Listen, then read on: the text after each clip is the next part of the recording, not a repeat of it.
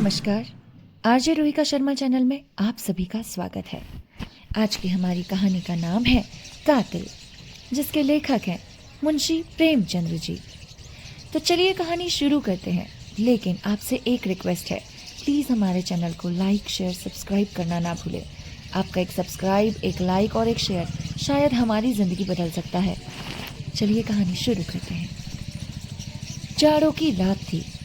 10 बजे ही सड़कें बंद हो गई थी और गलियों में सन्नाटा छा गया था। बूढ़ी बेवा माँ ने अपने नौजवान बेटे धर्मवीर के सामने थाली परोसते हुए कहा, तुम इतनी रात कहाँ रहते हो बेटा? रखे रखे खाना ठंडा हो जाता है। चारों तरफ सोता पड़ गया है। आग भी तो इन्हीं नहीं रहती ना कि मैं रात तक आग के आगे बैठी रहूं और उसे तापती रहूं। धर्मवीर हष्ट पुष्ट सुंदर नव युवक था। थाली खींचता हुआ बोला, अरे अभी तो 10 ही बजे हैं अम्मा, 10 भी नहीं बजे। यहाँ के मुर्दा दिल आदमी सारे शाम होते ही सो जाते हैं, तो अब मैं क्या करूं? यूरोप में लोग 12-1 बजे तक सैर सपाटे करते रहते हैं। जिंदगी के मजे उठाना तो कोई उनसे सीखे। 1 बजे के पहले तो कोई सोता ही नहीं है। माँ ने पूछा, हाय रे, तो सुबह के 8-10 बजे सोकर उठते भी होंगे। धर्मवीर ने पहलू बचाकर कहा, अब नहीं नहीं, वो 6 बजे ही उठ जाते हैं। हम लोग बहुत सोने के आदी हैं। 10 से 6 बजे तक 8 घंटे होते हैं। 24 में से 8 घंटे आदमी सोए तो काम क्या करेगा? ये बिल्कुल गलत है और आदमी को 8 घंटे सोना बिल्कुल भी नहीं चाहिए। इंसान जितना कम सोए उतना ही अच्छा। हमारी सभा में अपने नियमों में दाखिल कर लिया है कि मेंबरों को 3 घंटे से ज्यादा नहीं सोना चाहिए। माँ इस सभा का जिक्र सुनते सुनते तंग आ गई। वह बोली, यह ना खाओ, वह ना खाओ, यह ना पहनो, वह ना पहनो, ना ब्याह करो, ना शादी करो, न नौकरी करो, न चाकरी करो। ये सभा क्या लोगों को सन्यासी बनाकर छोड़ेगी? अरे इतना त्याग तो सन्यासी भी नहीं करते। त्यागी सन्यासी भी तो नहीं मिलते ना। उनमें भी ज्यादातर इंद्रियों के गुलाम, नियम के त्यागी हैं। आज सोने को भी कैद लगा दी। अभी 3 महीने का घूमना खत्म हुआ, जाने कहाँ कहाँ मारे फिरते हैं। अब 12 बजे खाइए, या कौन जाने रात को खाना ही उड़ा दे। आपत्ति के स्वर में बोली, अरे बेटा, तभी तो ये सूरत निकल आई है कि चाहो तो एक एक हड्डी गिन लो। आखिर बंदा करे तो क्या करे बेटे? आखिर सभा वाले कोई काम करते भी हैं या सिर्फ आदमियों पर कैदे ही लगाए करते हैं? हाँ, परेशान हो गई हूँ तेरे ये सभा से मैं तो। धर्मवीर बोला, जो काम तुम करती हो वही हम करते हैं अम्मा। उनका तुम्हारा उद्देश्य राष्ट्र की सेवा है, हमारा उद्देश्य भी राष्ट्र की सेवा है। बूढ़ी विधवा आजादी की लड़ाई में दिलो जान से शरीक थी। 10 साल पहले उसके पति ने एक राजद्रोहात्मक भाषण देने के अपराध में सजा पाई थी। जेल में उसका स्वास्थ्य बिगड़ गया और जेल में ही उनका स्वर्गवास हो गया। तब से ये विधवा बड़ी सच्चाई और लगन से राष्ट्र की सेवा में लगी हुई थी। शुरू में उसका नौजवान बेटा भी स्वयं सेवकों में शामिल हो गया, मगर इधर 5 महीनों से वह इस नई सभा में शरीक हो गया और उसको जोशीले कार्यकर्ताओं में समझा जाता था। माँ ने संदेह के स्वर में पूछा, अच्छा बेटा, तुम्हारी सभा का कोई दफ्तर है? हाँ है। अच्छा, तो उसमें कितने मेंबर हैं? अभी तो सिर्फ 50 मेंबर हैं अम्मा। वह 25 आदमी जो कुछ कर सकते हैं, वह तुम्हारे 25 आदमी भी नहीं कर सकते। अच्छा, देखो अम्मा, किसी से कहना मत, वरना सब पहले मेरी जान पर आफत आएगी। मुझे उम्मीद नहीं कि पिकेटिंग और जुलूसों से हमें आज़ादी मिल सकती है। यह तो अपनी कमजोरी और बेबसी का साफ ऐलान है। झंडियां निकालकर और गीत गाकर कौमें आज़ाद नहीं हुआ करती। यहाँ के लोग अपनी अकल से काम नहीं लेते, एक आदमी ने कहा, ऐसे ही स्वराज मिल जाएगा, बस आंखें बंद करके उसके पीछे हो लिए। वह आदमी गुमराह है और दूसरों को भी गुमराह कर रहा है। यह लोग दिल में इस ख्याल से खुश हो जाते हैं कि हम तो आज़ादी के करीब आते हैं, मगर मुझे तो काम करने का यह ढंग बिल्कुल खेल सा मालूम होता है। लड़कों के रोने धोने और मचलने पर खिलौने और मिठाइयाँ मिला करती है, वही इन लोगों को मिल जाएगा। असली चीज तो तभी मिलेगी जब हम उसकी कीमत देने को तैयार होंगे। माँ ने पूछा, अच्छा बेटा, उसकी कीमत हम नहीं दे रहे हैं क्या? वाह बेटा, हमारे लाखों आदमी जेल नहीं गए, हमने डंडे नहीं खाए, अरे हमने अपनी जायदादें जब्त नहीं करवाई। धर्मवीर, इससे अंग्रेजों को क्या क्या नुकसान हुआ कि वो हिंदुस्तान छोड़ेंगे? अरे वो हिंदुस्तान उसी वक्त छोड़ेंगे अम्मा जब उन्हें यकीन हो जाएगा कि अब वो एक पल भर भी यहाँ नहीं रह सकते। अगर आज हिंदुस्तान के 1000 अंग्रेज कत्ल कर दिए जाएं तो आज ही स्वराज मिल जाए। रूस इसी तरह आज़ाद हुआ, आयरलैंड भी इसी तरह आज़ाद हुआ, हिंदुस्तान भी इसी तरह आज़ाद होगा। और कोई तरीका नहीं है, हमें उनका खात्मा कर देना है। एक गोरे अफसर के कत्ल कर देने से हुकूमत पर जितना डर छा जाता है उतना 1000 जुलूसों में मुमकिन नहीं। माँ सर से पांव तक कांप उठी। उसे विधवा हुए 10 साल हो गए थे। यही लड़का उसकी जिंदगी का सहारा है। इसी के सीने से लगाए मेहनत मजदूरी करके अपने मुसीबत के दिन काट रही है। वह इस ख्याल से खुश थी कि ये 4 पैसे कमाएगा, घर में बहू आएगी, एक टुकड़ा खाऊंगी और पड़ी रहूंगी। आरजुओं के पतले पतले तिनकों से उसने एक किश्ते बनाई थी, उसी पर बैठकर जिंदगी के दरिया को पार कर रही थी। वह कश्ती अब उसे लहरों में झकोले खाती हुई मालूम हुई। उसे ऐसा महसूस हुआ कि वह किश्ती दरिया में डूबी जा रही है। उसने अपने सीने पर हाथ रखकर कहा, बेटा, तुम कैसी बातें कर रहे हो? क्या तुम समझते हो अंग्रेजों को कत्ल कर देने से हम आज़ाद हो जाएंगे? नहीं बेटा, नहीं, ऐसा कभी नहीं होने वाला। हम अंग्रेजों के दुश्मन नहीं हैं, हम इस राज्य प्रणाली के दुश्मन हैं। अगर ये राज्य प्रणाली हमारे भाई बंधुओं के ही हाथों में हो और उसका बहुत बड़ा हिस्सा भी तो उसी का इसी तरह विरोध करेंगे ना। विदेश में तो दूसरी कौम राज ना करती थी, फिर भी रूस वालों ने उस हुकूमत को उखाड़ फेंका। तो उसका यही कारण था कि ज़ार प्रजा की परवाह ना करता था। अमीर लोग खूब मजे उड़ाते थे, गरीबों को पीसा जाता था। ये बातें तुम मुझसे ज़्यादा जानते हो बेटा। अभी हमारा भी वही हाल है। देश की संपत्ति किसी न किसी बहाने निकलती चली जाती है और हम गरीब होते चले जाते हैं। हम इस अवैधानिक शासन को बदलना चाहते हैं। बेटा, मैं तुम्हारे पैरों पड़ती हूँ, इस सभा में अपना नाम कटवा लो, खामखा आग में ना कूदो।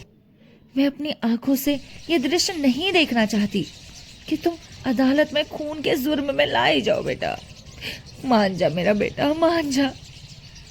धर्मवीर पर इस विनती का कोई असर नहीं हुआ। बोला, अरे अम्मा, मुझे इसका कोई डर नहीं। हमने इसके बारे में काफ़ी एहतियात कर ली है। गिरफ्तार होना तो बेवकूफ़ी है। हम लोग ऐसी हिकमत से काम करना चाहते हैं कि कोई गिरफ्तार ना हो। माँ के चेहरे पर अब डर की जगह शर्मिंदगी की झलक नजर आई। बोली, ये तो उससे भी बुरा है बेटा। बेगुनाह सजा पाए और कातिल चैन से बैठे रहे। यह शर्मनाक हरकत है। मैं इसे कमीनापन समझती हूँ। किसी को छिपकर कत्ल करना दगाबाजी है, मगर अपने बदले बेगुनाह भाइयों को फंसा देना देशद्रोह है। इन बेगुनाहों का खून भी कातिल की गर्दन पर होगा। धर्मवीर ने अपनी माँ की परेशानी का मजा लेते हुए कहा, अम्मा, तुम इन बातों को नहीं समझती।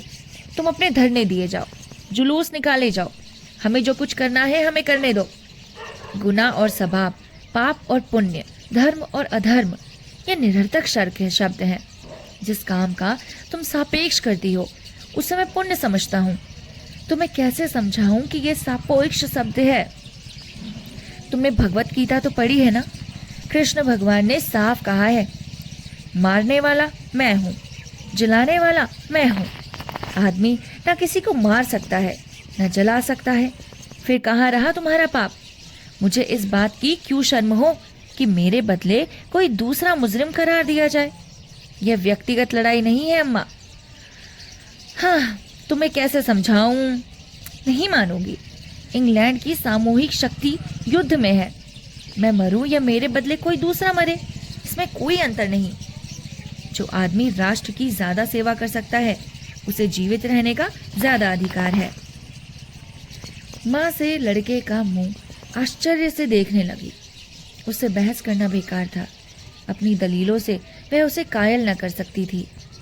धर्मवीर खाना खाकर उठ गया, मगर वह ऐसी बैठी रही कि जैसे लकवा मार गया हो। उसने सोचा, कहीं ऐसा तो नहीं कि अगर वह किसी का कत्ल कर आया हो या कत्ल करने का विचार कर रहा हो। इस विचार से उसके शरीर में कपकपी आ गई। आम लोगों की तरह हत्या और खून के प्रति घृणा और शरीर में कण कण में भरी हुई थी। उसका अपना बेटा खून करे, इससे ज्यादा लज्जा, अपमान, घृणा की बात उसके लिए और क्या हो सकती थी?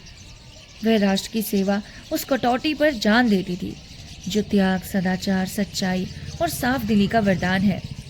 उसकी आंखों में राष्ट्र का सेवक वह था जो नीच से नीच प्राणी का दिल भी ना दुखाए, बल्कि जरूरत पड़ने पर खुशी से अपने को बलिदान कर दे। अहिंसा उसकी नैतिक भावनाओं का सबसे प्रधान अंग थी। अगर धर्मवीर किसी गरीब की हिमायत में गोली का निशाना बन जाता तो वह रोती जरूर, मगर गर्दन उठाकर। उसे गहरा शौक होता। शायद इस शौक में उसकी जान भी चली जाती, मगर इस शौक में गर्व मिला होता। लेकिन वह किसी का खून कराए, यह कैसा भयानक पाप था, कलंक था। लड़के को कैसे रोके, यही सवाल उसके सामने था। वह यह नौबत हरगिज न आने देगी कि उसका बेटा खून के जुर्म में पकड़ा ना जाए। उसे यह बर्दाश्त ना था कि उसके जुर्म की सजा बेगुनाहों को मिले। उसे ताजुब हो रहा था कि लड़के में यह पागलपन आखिर आया कहां से। वह खाना खाने बैठी, मगर कौर गले से नीचे न जा सका। कोई जालिम हाथ धर्मवीर को उसकी गोद में छीन लेता था। वह उस हाथ को हटा देना चाहती थी। अपने जिगर के टुकड़े को वह क्षण के लिए भी अलग न करेगी। छाया की तरह उसके पीछे पीछे रहेगी। किसकी मजाल है जो उसके लड़के को उसकी गोद से छीने। धर्मवीर बाहर सोया करता था। उसे ऐसा लगा कि वह कहीं चला ना गया हो। फौरन उसके कमरे में गई। धर्मवीर के सामने दीवट पर दिया जल रहा था। वह एक किताब खोले पढ़ता पढ़ता सो गया। किताब उसके सीने पर पड़ी थी। माँ ने वहीं बैठकर अनाथ की तरह बड़ी सच्चाई और विनय के साथ परमात्मा से प्रार्थना की कि लड़के का हृदय परिवर्तन कर दे। उसके चेहरे पर अब भी वही भूलापन, वही मासूमियत थी जो 15-20 साल पहले नजर आती थी। कर्कशता या कठोरता का कोई निशान चिन्ह न था।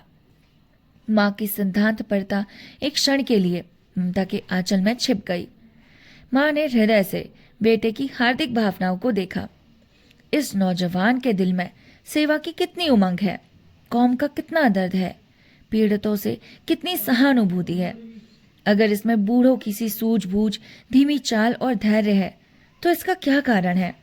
जो व्यक्ति प्राण जैसी प्रिय वस्तु का बलिदान करने के लिए तैयार हो, उसकी तड़प और जलन का कौन अंदाजा कर सकता है? काश यह जोश, यह दर्द हिंसा के पंजे से निकल सकता तो जागरण की प्रगति कितनी तेज हो जाती। माँ की आहट पाकर धर्मवीर चौंक पड़ा और किताब संभालता हुआ बोला, अरे माँ, तुम कब आ गई? मुझे ना जाने कब नींद आ गई। माँ ने दीवार को से दूर हटकर कहा, चारपाई के पास दिया रख कर ना सोया करो, इससे कभी कभी दुर्घटना हो जाती है। और क्या सारी रात पढ़ते रहोगे? आधी रात तो हुई, आराम से सो जाओ। मैं भी यहीं लेटी जाती हूँ, मुझे अंदर ना जाने क्यों डर लगता है। धर्मवीर, तो मैं एक चारपाई लाकर डाले देता हूँ। अरे नहीं, मैं यहीं जमीन पर लेट जाती हूँ। वाह, मैं चारपाई पर लेटूं तो जमीन पर पड़ी रहो। तुम चारपाई पर आ जाओ। चल, मैं चारपाई पर लेटूं, जमीन पर पड़ा रहे। हो सकता है क्या ऐसा? अरे अम्मा, मैं चारपाई ले आता हूँ, नहीं तो मैं भी अंदर ही लेटता हूँ। आज आप डरी क्यों हो? तुम्हारी बातों ने डरा दिया। तुम मुझे क्यों अपनी सभा में शरीक नहीं कर लेता? धर्मवीर ने जवाब दिया। ओहो, बिस्तर और चारपाई उठाकर अंदर वाले कमरे में चलो। माँ आगे आगे चिराग दिखाती हुई चली। कमरे में चारपाई डालकर उस पर लेटता हुआ बोला, अगर मेरी सभा में शरीक हो जाओ तो क्या पूछना? बेचारे कच्ची कच्ची रोटियां खाकर बीमार हो रहे हैं, उन्हें अच्छा खाना मिलने लगेगा। फिर ऐसी कितनी ही बातें हैं जिन्हें एक बूढ़ी स्त्री जितनी आसानी से सॉल्व कर सकती है ना, नौजवान हरगिज नहीं कर सकते। मसलन किसी मामले का सुराग निकालना, औरतों में हमारे विचारों का प्रचार करना। मगर तुम तो दिल लगी कर रही हो। माँ ने गंभीरता से कहा, नहीं बेटा, दिल लगी नहीं कर रही, दिल से कह रही हूँ। माँ का दिल कितना नाजुक होता है, इसका अंदाजा तुम नहीं कर सकते। तुम्हें इतने बड़े खतरे में अकेला छोड़कर मैं नहीं घर बैठ सकती। जब तक मुझे कुछ बात मालूम हो दूसरी बात है, लेकिन अब ये बातें जान लेने के बाद मैं तुमसे अलग नहीं रह सकती हूँ। मैं हमेशा तुम्हारे बगल में रहूंगी, और अगर कोई ऐसा मौका आया तो तुमसे पहले मैं अपने को कुर्बान करूंगी। मरते वक्त तुम मेरे सामने होंगे, मेरे लिए यही सबसे बड़ी खुशी है। यह मत समझो कि मैं नाजुक मौकों पर डर जाऊंगी, चीखूंगी, चिल्लाऊंगी। हरगिज नहीं बेटा। सख्त से सख्त खतरों में के सामने भी तुम मेरी जबान से एक चीख न सुनोगे। अपने बच्चे की हिफाजत के लिए गाय भी शेरनी बन जाती है। धर्मवीर ने भक्ति से विहल होकर माँ के पैरों को चूम लिया। उसकी दृष्टि में कभी इतने आदर और स्नेह के योग्य उसकी माँ ना हुई थी। ये कहानी का पार्ट 1 है और इस कहानी का पार्ट 2 मैं जल्दी ही अपलोड करूंगी। कृपया करके हमारे चैनल को लाइक, शेयर, सब्सक्राइब करें ताकि हमें भी आगे बढ़ने में मोटिवेशन मिल सके। आपके मोटिवेशन से हम लोगों का काम करने का जो जज्बा है ना, वो आगे चल जाता है। कृपया करें और please please please please please हमारे चैनल को सब्सक्राइब करें। मिलते हैं आपसे नेक्स्ट